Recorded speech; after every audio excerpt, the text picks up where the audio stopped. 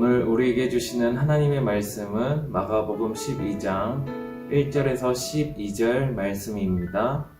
신약 성경 75면에 있습니다. 마가복음 12장 1절에서 12절 말씀 다 같이 함께 읽겠습니다. 예수께서 비유로 그들에게 말씀하시되 한 사람이 포도원을 만들어 산 울타리로 두르고 집 짜는 틀을 만들고 망대를 지어서 농부들에게 새로 주고 타국에 갔더니 때가 이르매 농부들에게 포도원 소출 얼마를 받으려고 한 종을 보내니 그들이 종을 잡아 심히 때리고 거저 보내었거늘 다시 다른 종을 보내니 그의 머리에 상처를 내고 능욕하였거늘 또 다른 종을 보내니 그들이 그를 죽이고 또 그 외 많은 종들도 더러는 때리고 더러는 죽인지라. 이제 한 사람이 남았으니 곧 그가 사랑하는 아들이라. 최후로 이를 보내며 이르되 내 아들은 존대하리라 하였더니 그 농부들이 서로 말하되 이는 상속자니 자 죽이자. 그러면 그 유산이 우리 것이 되리라 하고 이에 잡아 죽여 포도원 밖에 던졌느니라. 포도원 주인이 어떻게 하겠느냐 와서 그 농부들을 진멸하고 포도원을 다른 사람들에게 주리라. 너희가 성경에 건축자들이 버린 돌이 모퉁이의 머릿돌이 되었나니 이것은 주로 말미암아 된 것이요 우리 눈에 놀랍도다 함을 읽어보지도 못하였느냐 하시니라. 그들이 예수의 이 비유가 자기들을 가리켜 말씀하신 줄 알고 잡고자 하되 무리를 두려워하여 예수를 두고 가니라. 아멘. 오늘도 풍성하신 하나님의 사랑을 힘입어서 기쁨으로 살아가시는 우리 성도님들 되시기를 기도드립니다. 오늘 말씀은 대제사장들과 서기관과의 예수님이 논쟁하시면서 이어지는 말씀입니다. 특별히 비유로 말씀하셨는데요. 오늘 비유를 포도원 비유라고도 할 수 있겠습니다. 비유이기 때문에 각 등장하는 인물이나 표현 속에서 지칭하는 대상이나 또 숨겨져 있는 뜻이 있는데요. 이를 염두에 두시면서 오늘 말씀을 들으시면 좋겠습니다. 1절과 2절을 함께 읽겠습니다. 예수께서 비유로 그들에게 말씀하시되 한 사람이 포도원을 만들어 산 울타리로 두르고 집 짜는 틀을 만들고 망대를 지어서 농부들에게 새로 주고 타국에 갔더니 때가 이르매 농부들에게 포도원 소출 얼마를 받으려고 한 종을 보내니 어떤 주인이 포도원을 만듭니다. 그리고 농부들에게 새를 주고 타국에 떠나게 되는데요. 여기서 주인은 하나님을 뜻하고 있고 포도원은 이스라엘을 말합니다. 구약 성경 곳곳을 보시면 포도원은 이스라엘이라고 많이 설명해 놓고 있는데요. 지금 듣는 대상이 대제사장과 서기관들, 즉 구약 성경을 잘 아는 전문가들인 것을 볼 때에 아마 이 비유를 시작하면서 아마 무슨 뜻인지 가늠하기 시작했을 것입니다. 이제 열매가 맺을 때가 되어서 이제 주인은 농부들에게 종을 보내어서 그 소출을 받으려고 하고 있는데요. 3절부터 5절을 함께 읽겠습니다. 그들이 종을 잡아 심히 때리고 거저 보내었거늘 다시 다른 종을 보내니 그의 머리에 상처를 내고 능욕하였거늘 또다시 종을 보내니 그들이 그를 죽이고 또 왜 그 많은 종들도 더러는 때리고 더러는 죽인지라. 포도원 소출을 받으려고 보냈더니 농부들은 그 종을 때리기도 하고 능욕을 하기도 하고 심지어 죽이기까지 합니다. 많은 종은 계속 보내어도 그 종들은 소출을 받지 못하고 죽임을 당하고 맙니다. 구약 성경에서 어떤 모습이 떠오르십니까? 앞서 말씀드린 대로 포도원은 이스라엘을 뜻하는데요. 농부는 포도원을 잘 가꾸고 잘 길러내야 하는 제사장들 또는 서기관들을 말하고 있습니다. 그럼 종들은 누구이겠습니까? 하나님께서 보내신 선지자들을 말하고 있습니다. 선지자를 보내셔서 그 열매를 보시려고 하는데 지도자들은 어떻게 합니까? 선지자들을 핍박합니다. 무시합니다. 우리가 잘 알고 있듯이 감옥에 가두기도 하고 죽이기까지 합니다. 이제 예수님께서 어떤 이야기를 하시려는지 조금씩 보이기 시작하실 것입니다. 이제 주인은 하나밖에 없는 그 사랑하는 아들을 보냅니다. 농부들은 과연 이 아들을 어떻게 할까요? 6절부터 8절을 함께 읽겠습니다. 이제 한 사람이 남았으니 곧 그가 사랑하는 아들이라. 최후로 이를 보내며 이르되 내 아들은 존대하리라 하였더니 그 농부들이 서로 말하되 이는 상속자니 자 죽이자. 그러면 그 유산이 우리 것이 되리라 하고 이에 잡아 죽여 포도원 밖에 내던졌느니라. 주인은 아들을 보내면서 아무리 파렴치한 농부들이라 해도 이 아들을 존대해 줄 것을, 존중해 줄 것이라고 생각했습니다. 하지만 농부들은 더욱 악랄해졌고 상속자니 오히려 죽여서 그 유산을 차지하자 이런 악한 생각을 갖게 됩니다. 결국 그 아들을 잡아서 죽이고 포도원 밖에 던져버립니다.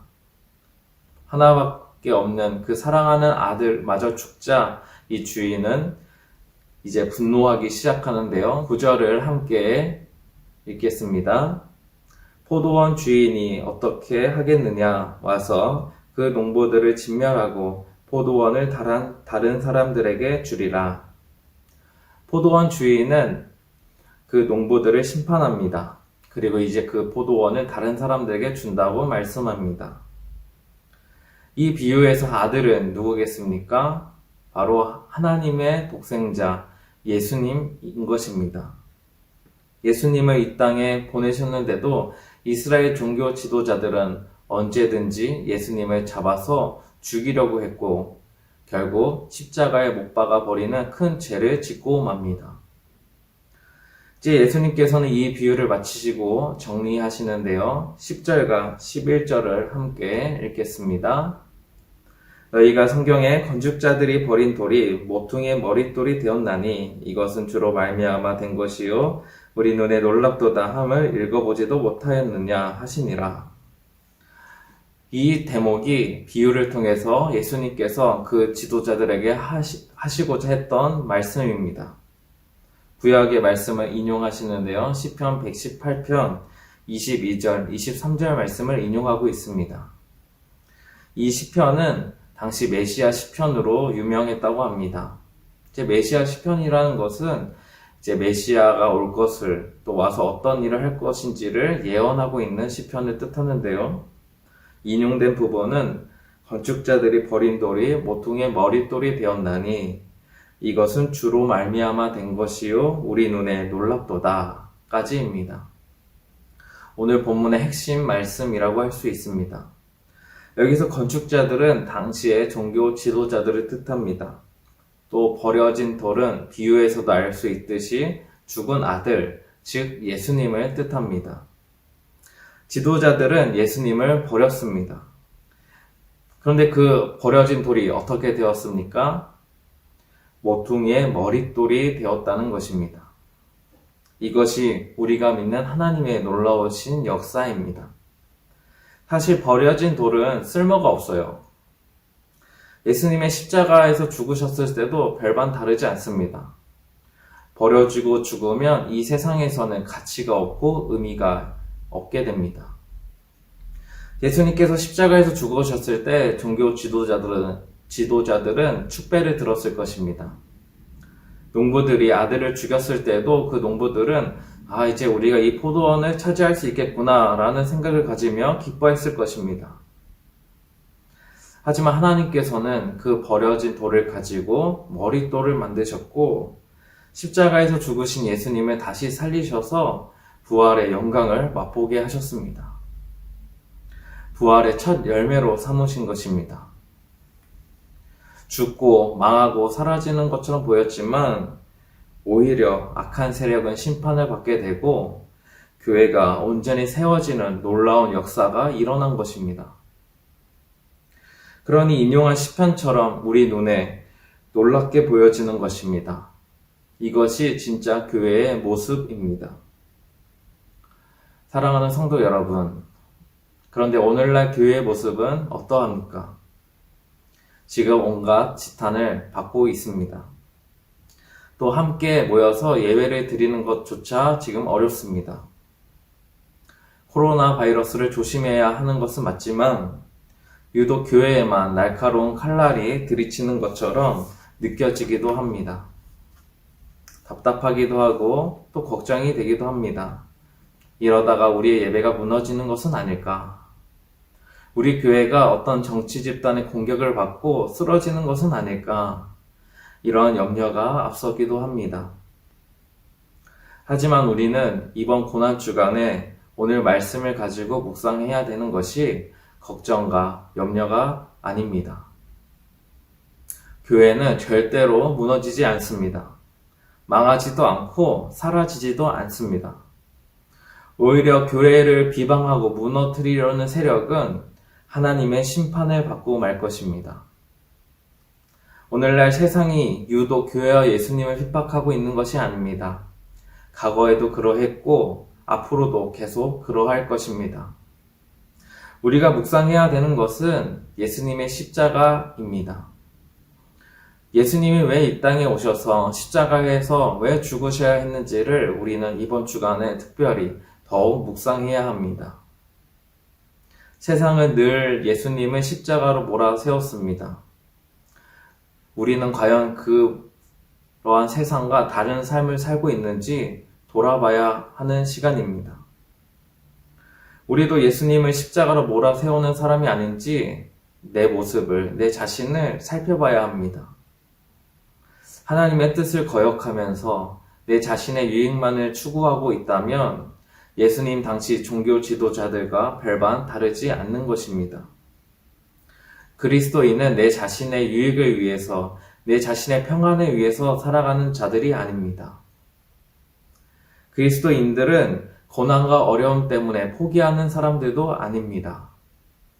그리스도인은 예수님처럼 십자가를 지고 살아가는 자들입니다.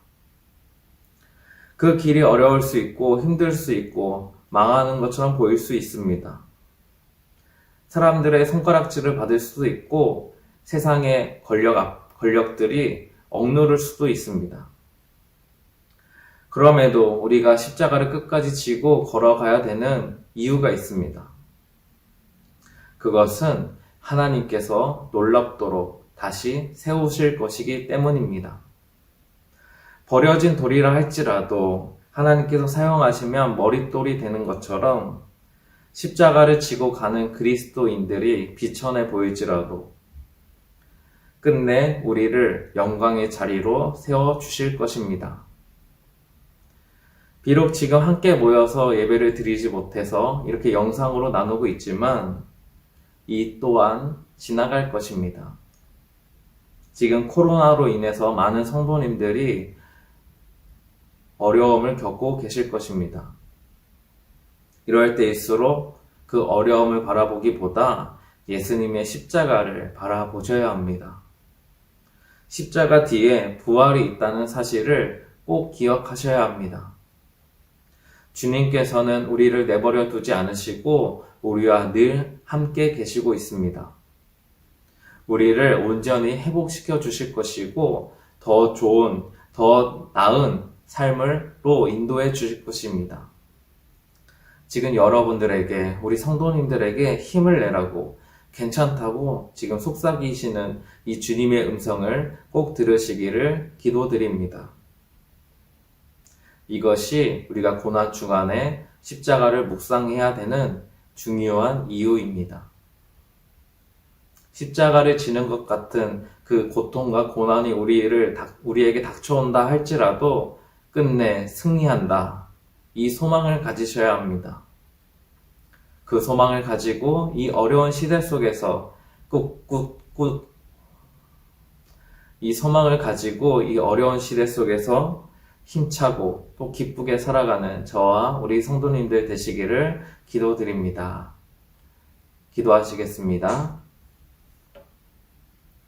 하나님 아버지, 오늘도 우리에게 하루를 허락하시고 주님 앞에 나올 수 있는 시간을 허락하여 주시니 감사합니다.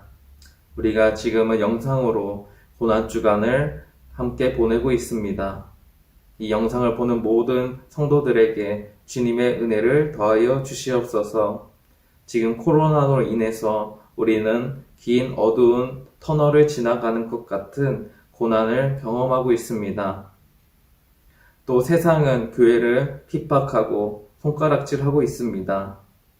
이러한 상황 가운데 우리는 걱정과 염려가 앞설 때가 있지만 이럴 때일수록 이 고난주간을 통해서 십자가를 바라볼 수 있는 믿음을 더하여 주시옵소서.